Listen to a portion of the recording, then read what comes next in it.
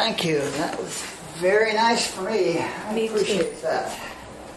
Needed every minute of it.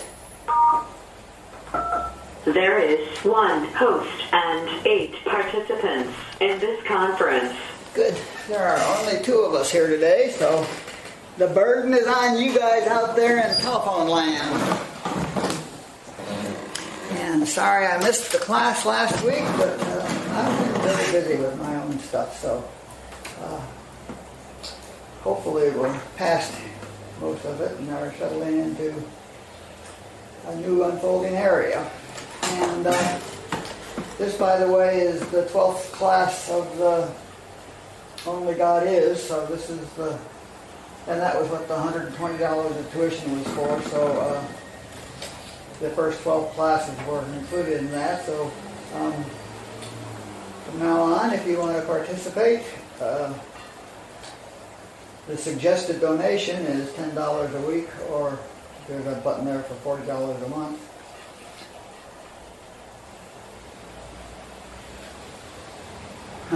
Boy, something came in and went out just like that. I missed it.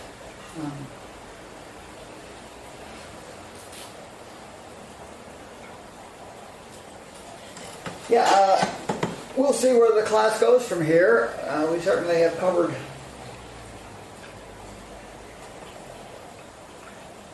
I know what the other thing was. It's okay for new people to join the class too, by the way.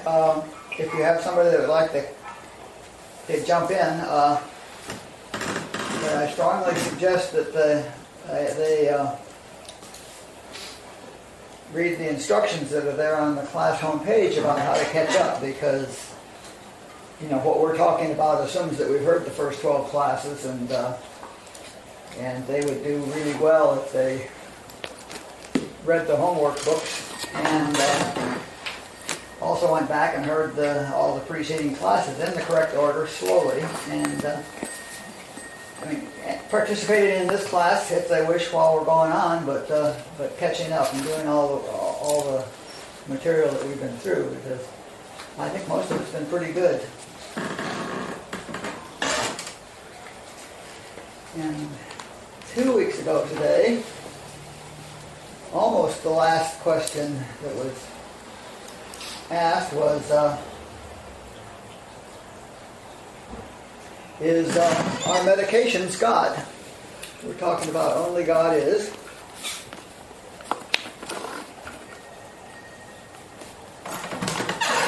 And we were talking about God is the substance of all form, etc., etc., etc. And we went into that, I don't know, for 10 or 15 minutes there towards the end of the class, as I recall. You can go back and listen to it. And at the end, I made some comments on that and said hopefully something will come through to me during the week before the next class. And sure enough, the very next morning, I really got a clear and precise download on that. And this is a problem that it's not a problem, a confusion or just a habit that we're going to have to really work on very carefully.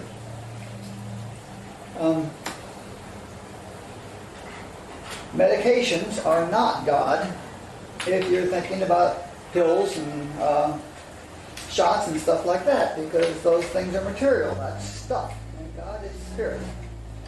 So medications are not God if you're thinking about the particular pill you're taking. The medications we're looking at are concepts of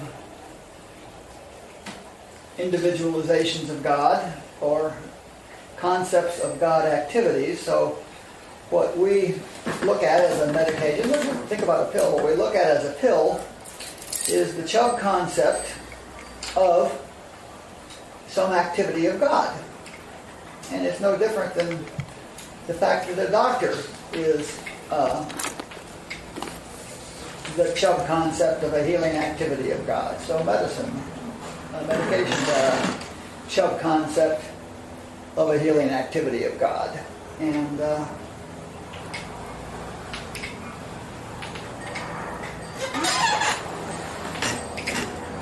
this comes up over and over again. It's going to in supply and everything. It's so important to really get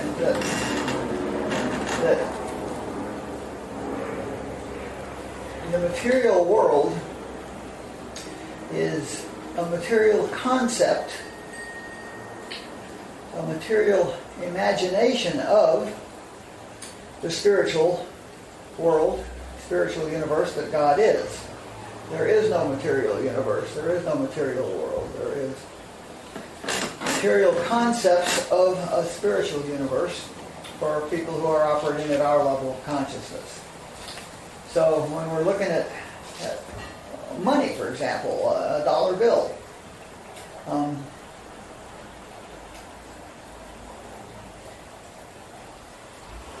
God does not have dollars. God does not have money. God is fulfilled, and God is fulfilled abundantly, completely, fully, and abundantly. And if we have no conditioning in our mind, if we have no other concepts in our mind, then we will see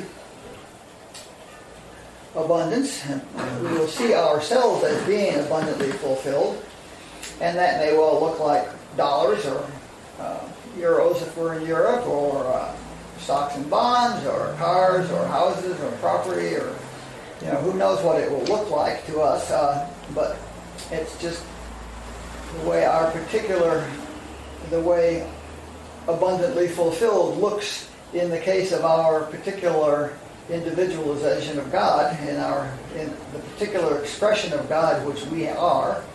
And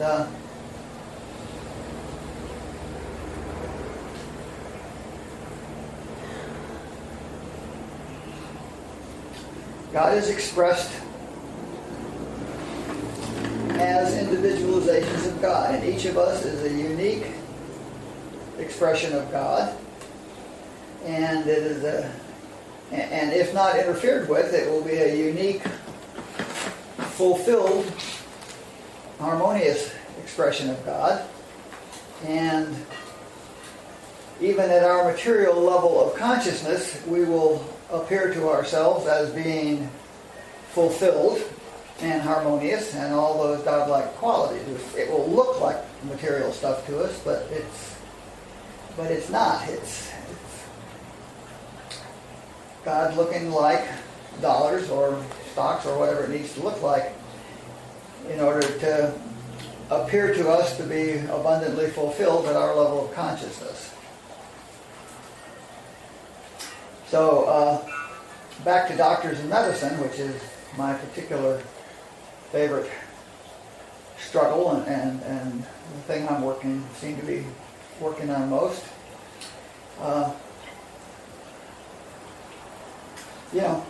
Nobody needs a healing. Nobody needs a fixing. There's nothing wrong with any individual if we remember that each individual is an individual expression of God, of abundantly fulfilled God. All of us are, in fact, that in our own unique way. So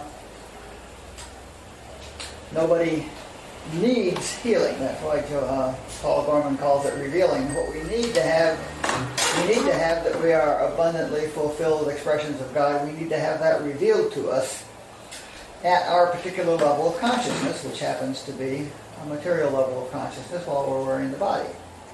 So, but if I have what appears to be a physical problem, because I'm in the Chubb hypnosis, then if Joel were around, I would go to Joel and get a revealing, get a healing, get a revealing. And that would be a solution to it. And if Joel were not around and no other practitioner were around, I might have my healthy countenance revealed to me through a doctor and through medications. And if I maintain my awareness that that doctor is God, an activity of God, bringing my healthy countenance to me, and the medication is an activity of God that's bringing my healthy countenance to me, then I'm perfectly okay, and I'm staying in the spiritual sense, and I'm not in any sort of difficulties about that. There's not going to be any conflict about that. As long as I remember that it's spirit, and that's how I see it, as material, and but knowing that it's God, as long as I know that the doctor is in fact an expression of God, and the medication is in fact an expression of God, then that's fine, and I don't have a conflict, and that's the thing that I get tripped up on so very much. I'm conditioned actually by a bunch of infinite way teachers to, do voodoo incantations against medications and stuff like that, because you get the strong sense that if you submit to the pharmaceutical consciousness, then you're going to be locked into that. You're going to get caught up in that consciousness, and you're going to need to go from pharmaceutical to pharmaceutical to pharmaceutical, a medication for your problem, and a medication to deal with the side effects of the first medication, and a medication to deal with the side effects of the other two medications when they're taken together, etc., and you're in that hopeless maze. But if I stay clear and know that God is prescribing for me, because prescribing for me what looks to me and sounds to me like medications, but which are in fact God, then I don't need to get caught up in that level of consciousness or sucked into it.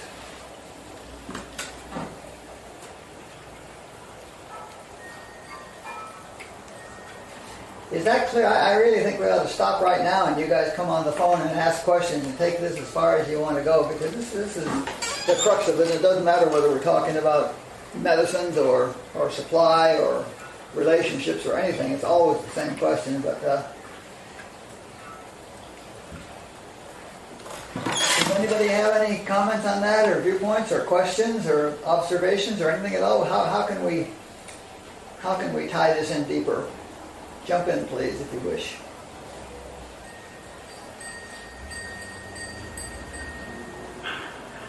Hi, everyone. It's Charlene here. Hi, Charlene. Thanks for all this, Lee. I've given it thought, but not at this level, or with this expression that you've just described. And what comes to mind is living with somebody who is undergoing treatment for whatever in the medical system, and supporting them while questioning or while maintaining an attitude. Like, I might see it as an expression of God, and the person is following up very precipitously, if that's the word, with all the medical help they can get. Yep. And that's all fine. It's fine for you, and it's fine for them. And of course you support them, with somebody close in your family or a close friend, and of course you support them to the extent you can, and you don't try to teach them. You don't try to correct their viewpoint. You help them pursue what they feel like they need to pursue in order to, they think, get well. But you don't ever let yourself believe for a second that the picture is what's really happening.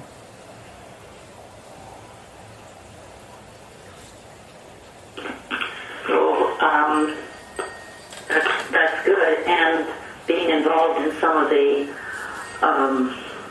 appointments or whatever, the contact with the different departments that you just mentioned, that if you're in one medication and that, then you have to see somebody to counteract that medication or that wheel that gets going.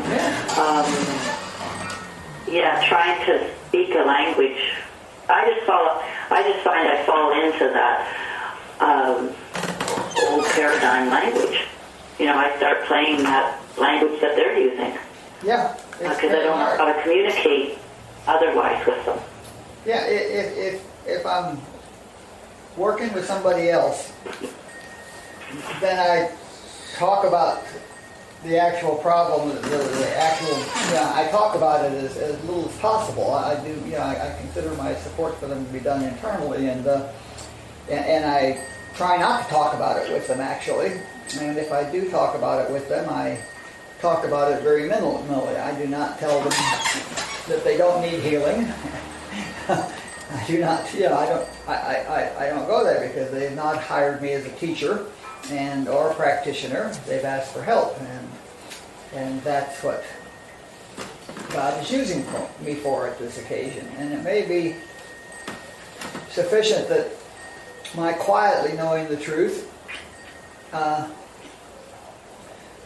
certainly my quietly knowing the truth is as much as I can do for them, and it may well be sufficient. It may well be that the medication that they're taking wouldn't have worked without my quietly knowing the truth about it. Who knows? But that doesn't matter. The fact is that I stay out of those conversations. For instance, I've been involved with doctors very much for the past period of time, and I don't discuss my medical beliefs with doctors.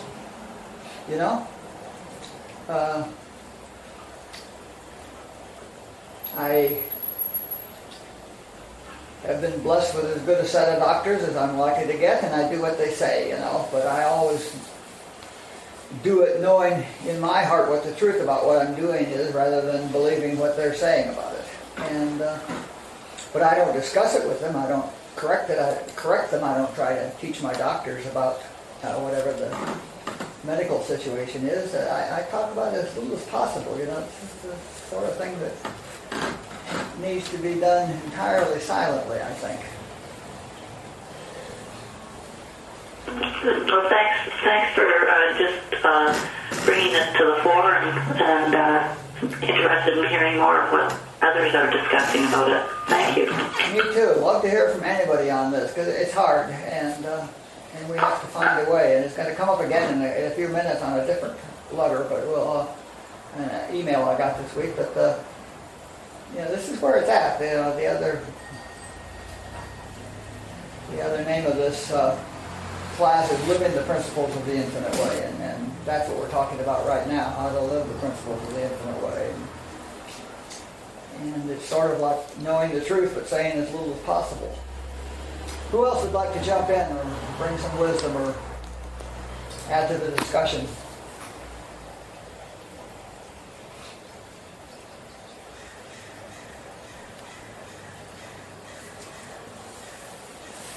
Hey, this is Kate. Hey, Kate. Hi. Hi. I have the concept of the material level. There's when I heard it once described as a fish trying to describe water. It's like we're immersed in this material level of consciousness, yet there's, in meditation, I have glimpsed just this all-encompassing feeling of the material level really not being real, like kind of breaking up almost. Yes. And I experienced that last week. I had, last week and the week before, I had two very, very violent dreams.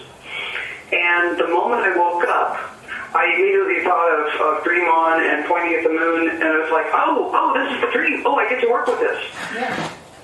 And yet at the same time, I was very deeply disturbed by, why is, kind of trying to figure it out. Why is my subconscious doing this? And then I was watching a TV show last night, and it's a TV show that I maybe watch sometimes because there's a lot of violence in it. But I was able to see it, so much. Described like the pixels on a screen. It's not really happening. It's just what's really happening is pixels on a screen. Mm-hmm. And I was able to just glimpse that, just momentarily. But that shifted everything for me. It made it so that it's not real. And I just got to observe those concepts dissolving just a tiny bit. And just that tiny bit was enough for me to have faith to carry on and not think that I'm just spinning around in my head, kind of putting more concepts upon more concepts, like the drugs, having to take more drugs to counteract the side effects of, the drugs, the original drugs. And so with all of it, for me, it's getting to dismantling the concept itself. Yeah. And I feel so frustrated that I can't do it with my conscious rational mind, yet I seem to want to insist that I do it at a level that is conscious and rational. And so I get very, very wound up in that, even though the principles of the Infinite Way are proving themselves by and by, but I have to wait, and I don't want to wait. And so I guess what I would like to discuss more is, how do you just go about dismantling the concept? Yeah, I hear you. And oh, thank heavens, I was clear. Yeah. Because that happened with script last week too. I had a major script event, and just being able to, I was first time able to put it outside of myself and my kids and my kid aspects, and I were able to look at it, and it's like, oh, it's out there, and that took so much power away. But yeah, it goes back to that concept. So yeah, thank you. yeah, and that's the whole thing. Every time you find yourself believing a concept is real, you correct yourself, and as deeply as you can, perhaps. But all we can do is exercise. We talked about that all during the previous radical kid work. Immediately confront the lie with the truth, and I don't know what you mean by expecting to do it rationally and logically, since the principles are as rational and logical as we can get. But don't. Okay, here it comes. Don't expect the picture to change. I mean, it will largely, but don't sit there expecting the picture to change. I mean, don't expect the symptoms to go away. Don't expect materiality. Here we go. Don't expect materiality to go away. People used to ask Robert, well, what do you see, Robert? And Robert says, I see the same thing you do. He's seeing through a material concept of a body, and he's seeing through a material concept of eyes, and he says, I see the same thing you do, or I wouldn't be able to operate in this world. But see, he doesn't believe it. He doesn't even believe that that's him seeing it, So,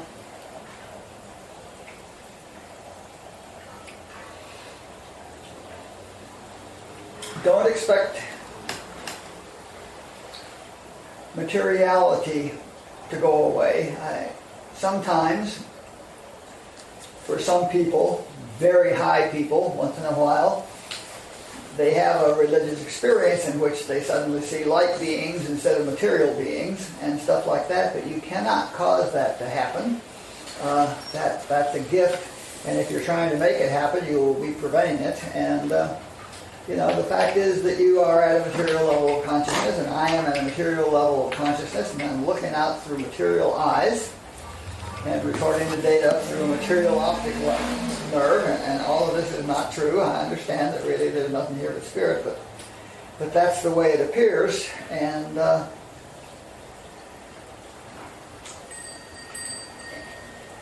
unless suddenly I start seeing light bodies, light flashing out of the creatures or whatever that might look like, it's going to look that way. And the point is that my work is not on trying to get it to look like light beings. My work is on knowing that it doesn't matter whether I'm seeing light beings or not. They are light beings, It doesn't matter what I'm seeing. That's just the material concept of what's really there, and what's really there is fine and harmonious and fulfilled and all of that good stuff. So it doesn't matter nearly as much what I'm seeing as I think it matters. Just knowing the truth about it will take all the pressure off. It will, in fact, set me free. If I know, deep know that in fact that person over there and that looks like they got such huge problems, that's not who they are, then I'm free of that problem. You know, this is the whole Ho'oponopono thing again. When Ihaleakala did his cleansing, what he's doing is he's cleaning himself, and he's freeing himself of, not even freeing himself of the material concept as much as he's freeing himself of concern about the material concept. And this allows the material, this takes the pressure off the material concept and allows it to change, allows it to drift, allows it, frees it up to change now. Instead of my clinging to it by trying to make it change or something. Is that making sense? That is. But by the logical, rational, wanting to be logical and rational, I was, we all have a whole bunch of training, it seems, in, visualization, and, you've got to see it the way you want it, and Joel is saying that if we visualize and affirm, then that's just the other side of the material concept, the good material concept. But what I'm hearing you say about, like with the Ho'oponopono and with Joel stuff, is that if the drop all concern, the deeper level of drop all concern, is to stop being a second, stop being the opposing side in the ping pong match of the material level. Yeah, exactly. That's what I'm sorry for, is that I apparently still believe that. Stop believing it. That's all you can do. It's not, you can't make it go away, but you can certainly stop believing it. And the fact that, so it's not a matter of once the appearance changes, then I win. It's it's dropping this whole level, and whether the appearance changes or not, it's all unreal, it's all a dream. Right, exactly. Is that exactly. If the appearance changes, you don't win. If the appearance changes, nothing has happened. Except what you see. Except what you see. Okay. The person has not changed. The person has not been healed. The person never had a problem to begin with. The situation has not been resolved. The situation was never unharmonious to begin with. Nothing has changed except what you see, which is to say, your concept of it has changed. And if the picture changes, that just means that you personally have a different concept of it now that is dominating what you see.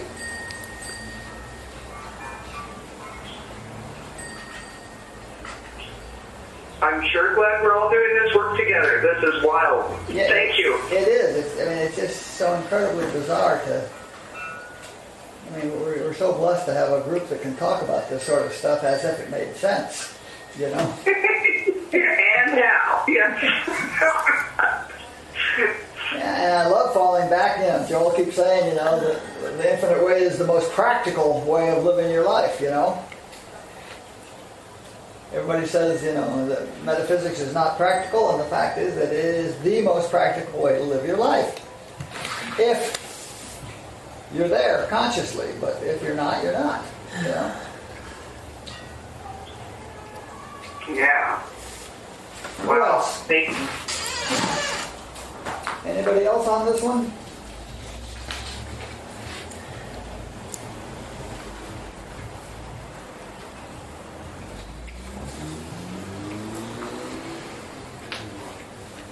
I'm Denise. Hi, everyone. I'm in the middle of lots of medical stuff, and I'm so grateful to be here because I have forgotten all this, and I've been all wrapped up in in the medical stuff, and it's just really uplifting to hear you guys share about, and hear Lee share about how we can not buy into it, because I've been totally bought into it and not even really thinking about it, because I've been kind of, it's like, seems like all I do is go to doctor's appointments. So this is wonderful to have this conversation. Thank you. Yeah. Okay, while we're here, let me hit one of the emails I got, just because it relates very tightly, although we didn't think so. My question is around the practice of prayer.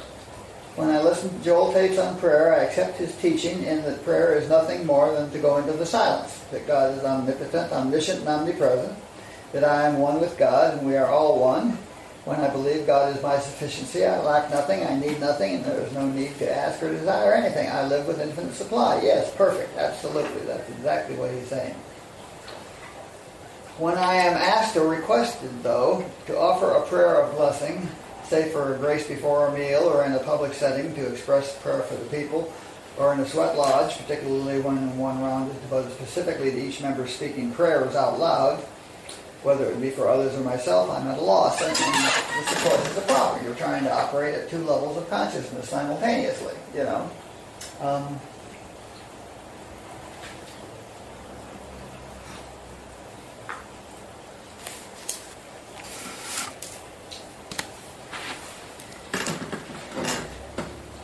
The infinite way concept of prayer is very high, and it will be in conflict with any group that you're with that thinks they pray, because almost every form of prayer there is the supplicant form of prayer, that is trying to get something from prayer, and it's about material things, of which there are none. And so you cannot mouth a meaningful prayer about things.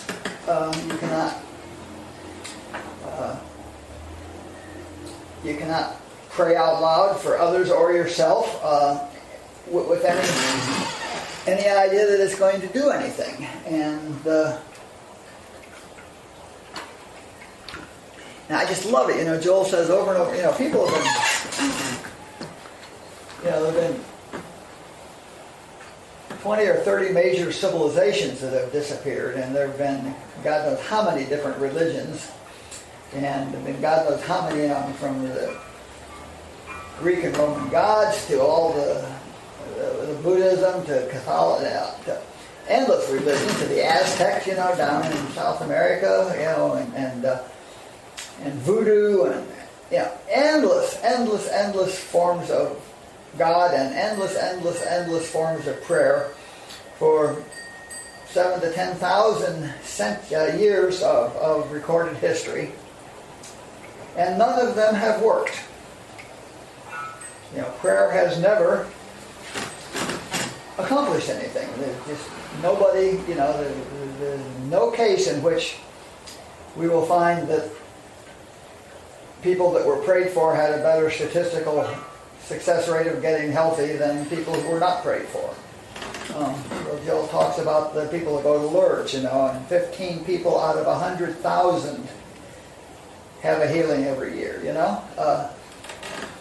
Give me a break. Prayer doesn't work. And so I have to now look at myself and see, and just make a decision what I want to do, and if and the situation comes up continually in AA, there's always a closing prayer. What do I do about that, And the considerations are, if I'm seen praying, I'm sort of co-signing that I believe prayers work, that I believe this prayer is a good thing. And so you just have to decide what you want to do. If you're in a sweat lodge and they want you to pray out loud, you have to decide what you're doing there. And, because it's in conflict with this teaching. And, it's like he pays your money and he takes your choice.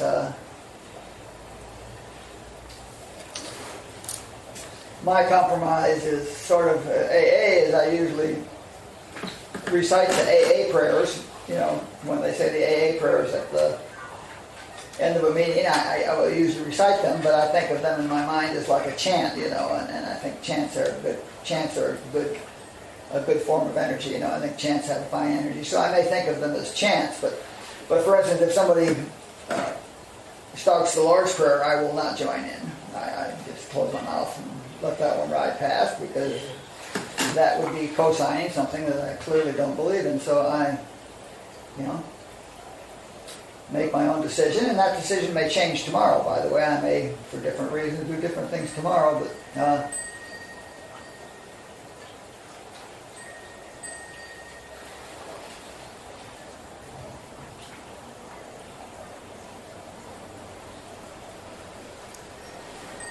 yeah, so would you say more, Lee, and could we have a class discussion on how we are with participating in public prayer,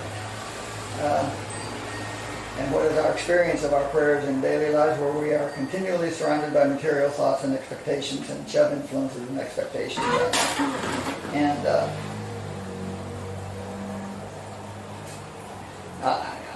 I don't participate in public prayer, as I said, as minimally as possible, and my experience of any form of public prayer is that it doesn't work. And I see that through years of history, as I was just saying. And again, usually I just don't feel like I'm obligated to say anything. I'm certainly not going to go through and correct AA or try to teach them anything, because AA is just fine at its level of consciousness, which is one of unconditional love rather than one of truth, absolute truth. So, this is a very individual thing. You decide where you want to be and how you want to behave in that situation, and how you can maintain your personal integrity in the situation. Does that help any? Well, I don't need to identify the sender of the letter, but if anybody has any comments on praying in public, or any reason why we would want to pray in public or join in public prayer, that I'd be interested in hearing. Anybody that thought public prayer had any efficacy at all?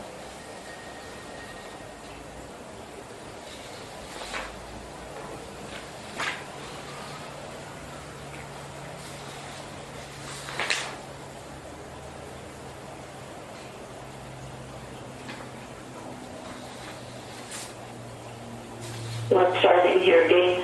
And I did bring up this subject because I'm thinking around, we just as a country here experienced the wedding of Prince Harry and Meghan. And the ceremony was so tied into ceremonial kind of things, and with prayer, wrapped around prayer. And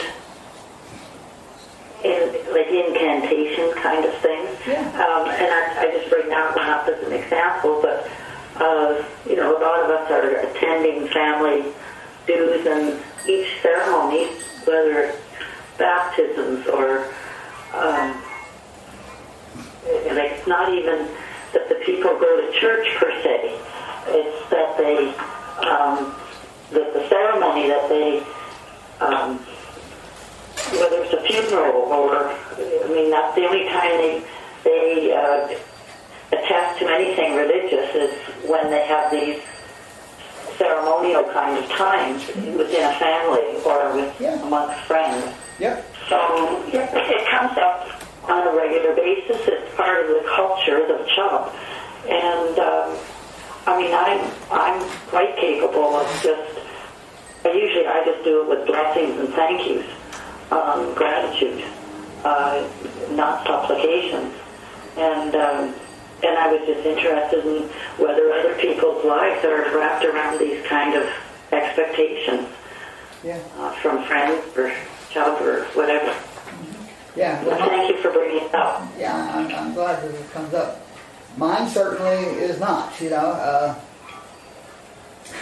Needless to say, I did not watch the royal wedding. But, you know, I was at a wedding several years ago. I was at a wedding here in Hermosa Beach, and it was a marriage of a friend of mine to a guy, and she's a very bright woman, and very well educated. And the ceremony went through the usual stuff it did, and at the end, the preacher went, threw in about 8 or 10 little prayers for this and prayers for this, and may they this and may they that and may they this and may they that, and my thought is, how can she even listen to this stuff, and I didn't say anything, nor did I close my eyes and pray with the priest. I just let that go by, because I've not been invited to participate, and I certainly didn't. But endless. And if somebody invited me to a baptism, I would have to look at the situation very carefully, and I would, if I went, it would be to support the parents. And that would be the only reason. And I might just go and support the parents and make no comment about it at all. And of course, if they asked me what I thought of baptism, I would tell them, But very few people ask me questions anymore that they don't want to hear answers to. So yeah, it's a...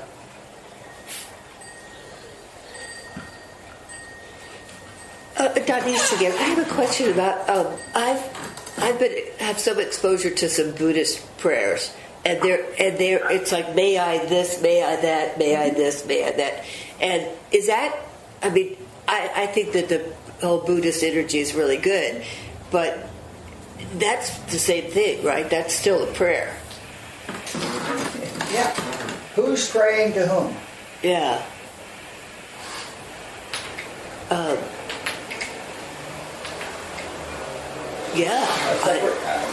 Are you praying to a God separate from yourself to do something for you that is not being done right now? Yes. Then that's a ridiculous prayer. Yeah. Then that can't be happening. However,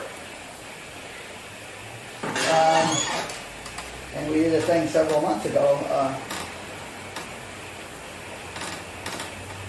Matt Kahn talks at some length about intentions.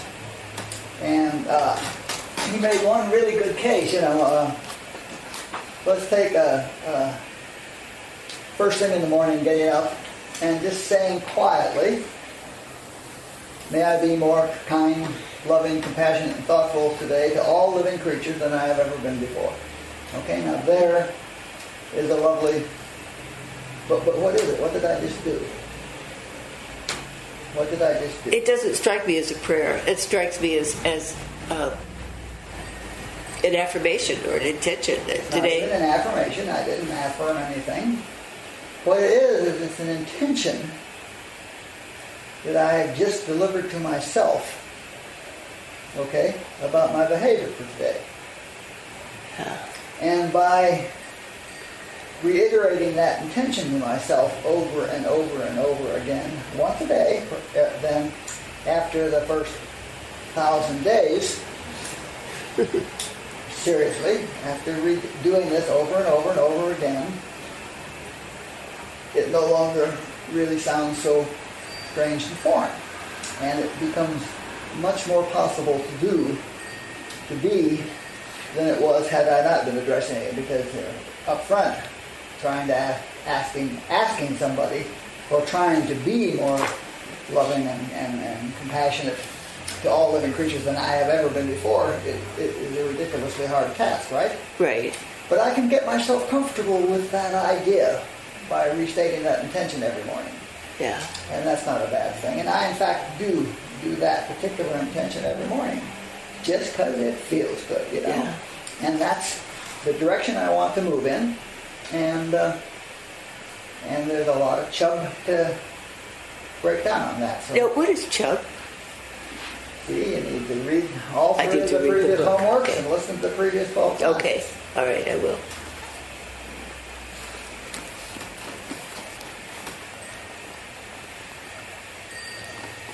It's 4:01. Let's take a break until